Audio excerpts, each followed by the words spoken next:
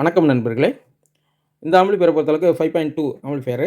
இந்த ஆம்பிளிஃபையரில் ஒரு கம்ப்ளைண்ட் இருந்துச்சு. என்னென்னா, இந்த சப்வூஃபர் ஆடியோ போர்டு ஃபால்ட் ஆயிடுச்சு. பார்த்தீங்கன்னா, அதில் அவங்க ஸ்பீக்கர் லைனில் ஷார்ட் பண்ணி போர்டு அவுட் ஆயிடுச்சு. இப்போ நம்ம வேறு போர்டு மகாராஜா போர்டு போட்டாச்சு. போட்டும் பார்த்தீங்கன்னா, நம்ம ஆன் பண்ணி பாட்டு கேட்கும்போது பார்த்தீங்கன்னா, அந்த சப்வூஃபர் ஆடியோ வரல. அந்த சப்வூஃபர் மட்டும் தான் வரலையான்னு பார்த்தா, இந்த ஆடியோவும் வரல. 2 சப்வூஃபர் ஆடியோவும் வரல. ஆனால் மற்ற சேனல் வருது. இப்போ இந்த மாதிரி கம்ப்ளைண்ட்டை உங்களுக்கு இப்போ நான் செக் பண்ணி உங்களுக்கு காட்டுறேன் பாருங்க. இப்போ நான் இந்த சப்வூஃபர் லைன் கொடுத்துருக்கேன். இப்போ வந்து சப்வூஃபர் லைன் வேலை செய்யலை. இப்போ வந்து இந்த ஆடியோ போர்டு கம்ப்ளைண்ட் இருக்கும்போது இந்த ஸ்பீக்கர் ப்ரொடக்ஷன் ஆன் ஆகாமல் இருந்துச்சு. இப்போ ஸ்பீக்கர் ப்ரொடக்ஷனும் ஆன் ஆயிடுச்சு. ஆனால் ஆடியோ வரல.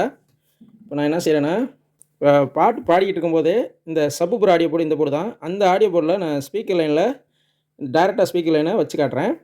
அப்போ ஆடியோ வருதான்னு பார்க்கலாம். இப்போ கவனமாக வைக்கணும். இப்போ இதில் வச்சோம்னா ஆடியோ வருது. இந்த கம்ப்ளைண்ட்டை பொறுத்தளவுக்கு மேக்ஸிமம் நம்ம என்ன மாற்ற வேண்டி வரும்னா, கண்டிப்பாக இந்த ஸ்பீக்கர் ப்ரொடக்ஷனில் வர ரிலே இருக்குது பார்த்தீங்களா, அந்த ரிலே தான் ஓப்பன் ஆகிருக்கும். இந்த சப்வூஃபர் லைனுக்கு வர ரிலே வந்து ஓப்பன் ஆனால் அந்த ஆடியோ வராது. அப்போ நம்ம என்ன செய்யணும், ஆம்பை ஆஃப் பண்ணிவிட்டு இந்த ஸ்பீக்கர் ப்ரொடக்ஷனில் எந்த லைனு ஆடியோ இல்லையோ அந்த லைனில் இருக்க இந்த ரிலே இருக்குது பார்த்தீங்களா, அந்த ரிலேவை மாற்றினோம்னா அந்த ஆடியோ வந்துடும்.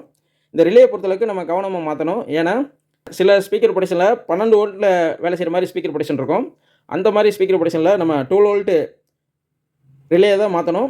சில போர்டில் பார்த்தீங்கன்னா 24 வோல்ட்டில் வேலை செய்கிற மாதிரி ஸ்பீக்கர் ப்ரொடக்ஷன் வரும். அதில் பார்த்தீங்கன்னா நீங்கள் இந்த ரிலே மாற்றணும்னா 24 வோல்ட் ரிலே தான் மாற்றணும். மாற்றி போட்டுறாதீங்க. இது மாதிரி நீங்கள் எந்த சேனல் வரலைனாலும் அந்த சேனலில் ஃபஸ்ட்டு ஸ்பீக்கர் ப்ரொடக்ஷன் வந்து ஆன் ஆகலைன்னா அந்த ஸ்பீக்கர் அவுட்புட்டில் டிசி வோல்ட் வரும். அப்படிங்கும்போது அதை முதல் சரி பண்ணிக்கிங்க. சரி பண்ணிவிட்டும் ஆடியோ வரல அப்படின்னா, நான் சொன்ன மாதிரி டேரெக்டாக ஸ்பீக்கர் லைனில் எந்த ஒரு பின்லையும் டச் ஆகாமல் கரெக்டாக ஸ்பீக்கர் அவுட்புட்டில் மட்டும் கொடுத்து பாருங்கள். அப்போ ஆடியோ வந்துருச்சு. ஆனால் அந்த ஸ்பீக்கர் ஜாக்கில் மட்டும் ஆடியோ வரல அப்படின்னா, கண்டிப்பாக அந்த ரிலே மட்டும் மாற்றுங்க, சரியாக வந்துடும். இந்த மாதிரி இந்த ரிலே வந்து டீசல் பண்ணி எடுத்துகிட்டு, இந்த ரிலே வந்து டீசல் பண்ணியாச்சு. அதை மட்டும் நம்ம ரிலேயை வந்து வேறு புதுசு போட்டுறணும். இது என்ன வோல்ட்டோ உதாரணத்துக்கு இதில் பாருங்கள். இது வந்து இதில் மென்ஷன் பண்ணியிருக்கு பாருங்கள், 12 வோல்ட்டு டிசி 12 வோல்ட்டு. இப்போ இதே சேம் ரிலே தான் நம்ம இந்த போர்டில் போடணும். இப்போ அந்த ரிலேக்கு பதிலாக நம்ம வேறு ரிலே ஜாயின் பண்ணிக்கலாம். இந்த ரிலே பொறுத்தளவுக்கு சேம் வோல்ட்டு, அதேமாதிரி சேம் பொசிஷனில் வச்சு தான் நம்ம இதை சால்டிங் பண்ணணும். மாற்றி போட்டாலும் உள்ளே சொருக முடியாது. அதனால் ஒன்றும் பிரச்சனை இல்லை. கரெக்டாக வச்சுட்டு நம்ம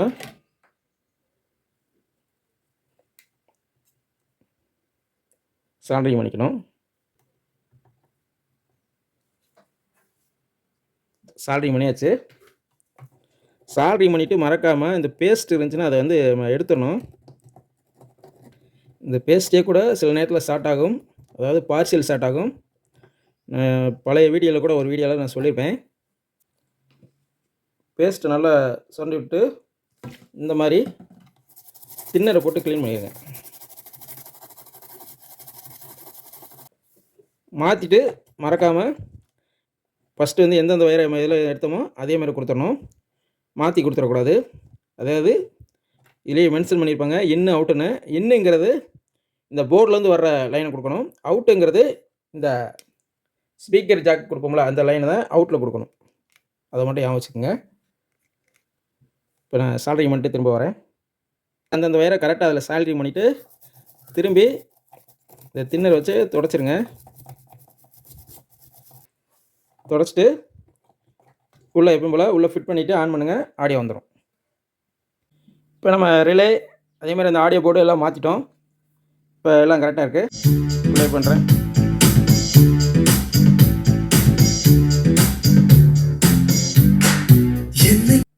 அவ்வளோதான் நண்பர்களே.